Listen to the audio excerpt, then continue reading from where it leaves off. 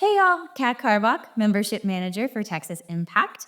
I am with Bobby Watson, Policy Advocate for Texas Impact. This is our next interview for our series, This is What a Lobbyist Looks Like.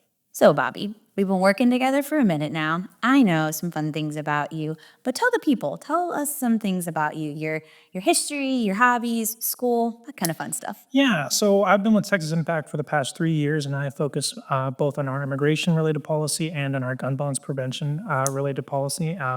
Before that, I was at Trinity University, and I studied international politics there with minors in Russian and Spanish.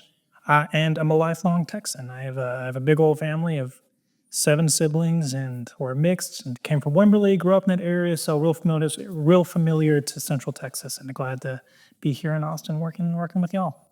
Doing so much, so many things. I think one of my favorite things about you is when we're in the office working together, oftentimes Bobby will talk in English and then in Russian, and you just never know what you're gonna get. And it's been really fun Yeah, learning Russian from you. I picked up some fun colloquialisms I like to use a bunch. So It's helpful for all of us. Some things get a little frustrating, get a little stressful, we use a little Russian. So you've been working here for a while, and this is not your first session as a lobbyist. You have previous experience, right? yeah, I worked last session in 2023. That was my first session of work, and I was part of the lobby team with Josh Houston, who was with us at the time, who was really helpful. And so I got to learn about the legislative process then, see how the structure is, get some behind the scenes knowledge, and really kind of glean the knowledge from him and Beeman Floyd, who works as our contract lobbyist and is also part of the Texas Impact family. Yeah. What sort of things specifically have you either learned from Josh or from Beeman about preparing for the upcoming session? Yeah, so preparing, there's a lot and also not a lot you can Right. do. So some of it is just making sure you get your dry cleaning done. It's a pretty higher level dress code, so wearing suits every single day, and that's not something I experienced before. So making sure that's prepared for, kind of getting all of your affairs in order, because from January till May, you're kind of off the grid and inaccessible. So sending out warnings to friends and family that, hey, it was great seeing you, loved you, I'll see you again in 6 months, and then doing the nitty gritty of policy research. Bill filing's already started. That happened last month, and we had a ton of bills filed this time, a historic amount, over 14,000 bills. 1,400 bills were filed at the first day of bill filing. And so going through all those, finding what was relevant to our issue areas. I'm covering, like I said, gun violence prevention, and immigration. So tracking all those bills, knowing what's coming, getting to meet legislators, making sure they know who we are, so that when session hits the ground running, we know all the people in the building, they know us, and we can get straight to working on policy that is good for Texas. Wow. So doing a lot.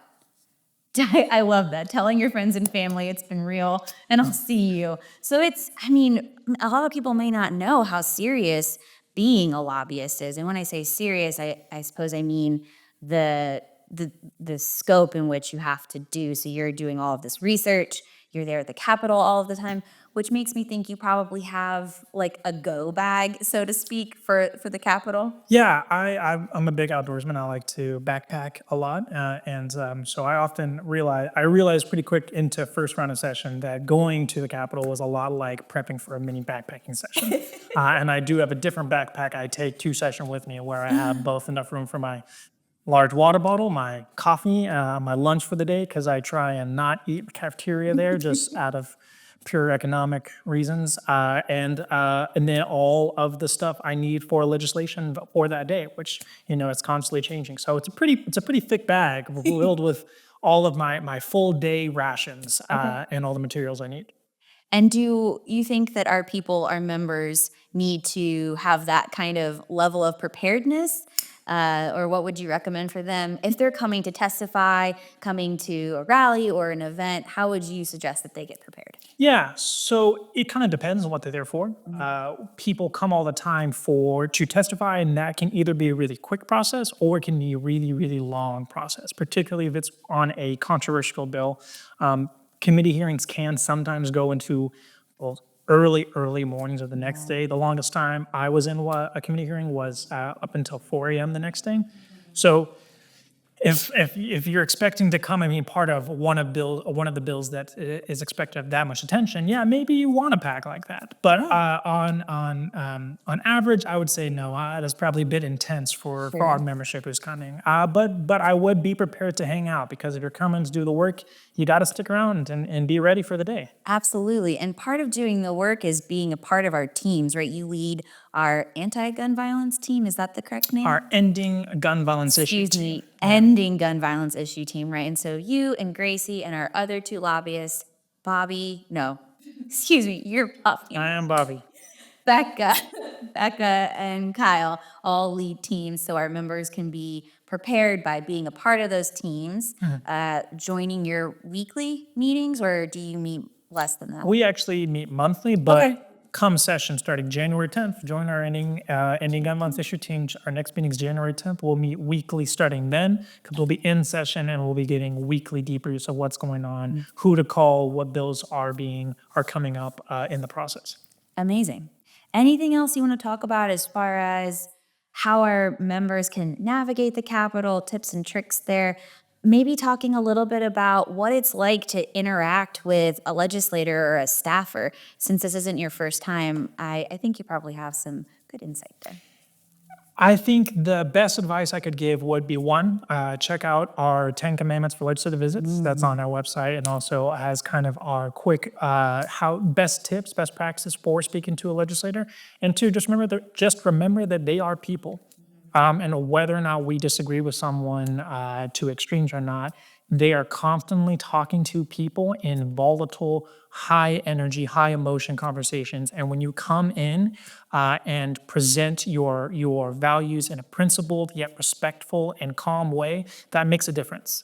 I even have a bunch of friends who are staffers, and they talk about one of the difficulties of working in that building is the constant bombardment. So whenever we prep our people to come in and be compassionate voices, yet still principled, that really means a lot and can have a profound effect on how we are remembered and our values as an organization.